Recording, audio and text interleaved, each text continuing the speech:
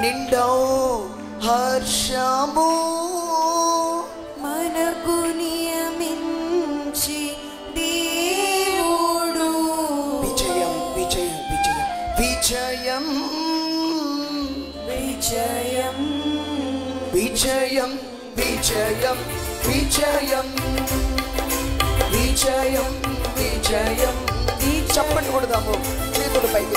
విజయం విజయం విజయం విజయం విజయం విజయం బలమగు మరణ ద్వారబంధ ములు నింబట్టకపోయిను. బలమగు మరణ ద్వారబంధ ములు నింబట్టకపోయిను. వెలుతురు లేని సమాధి గుమ్మ ములు నిన్నాపకపోయిను. వెలుతురు లేని సమాధి గుమ్మ ములు నిన్నాపకపోయిను. గెలువా వాయిను కావలియు ముద్రయు. గెలువా వాయిను కావలియు ముద్రయు.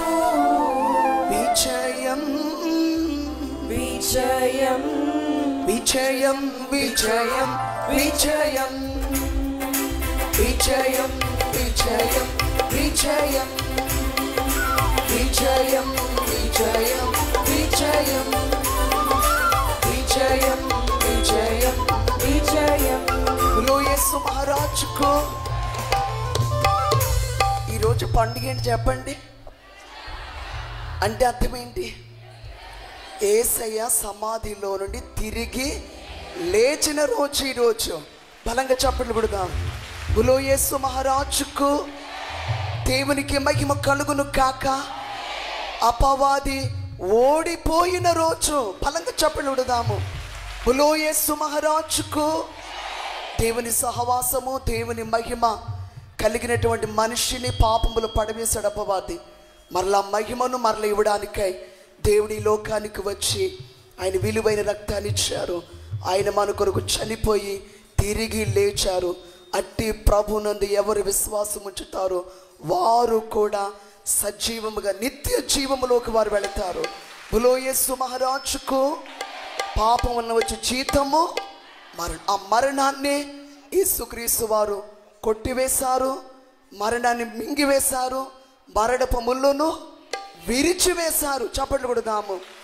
యేసు మహారాజుకు దేవునికి మహిమ కలుగును గాక.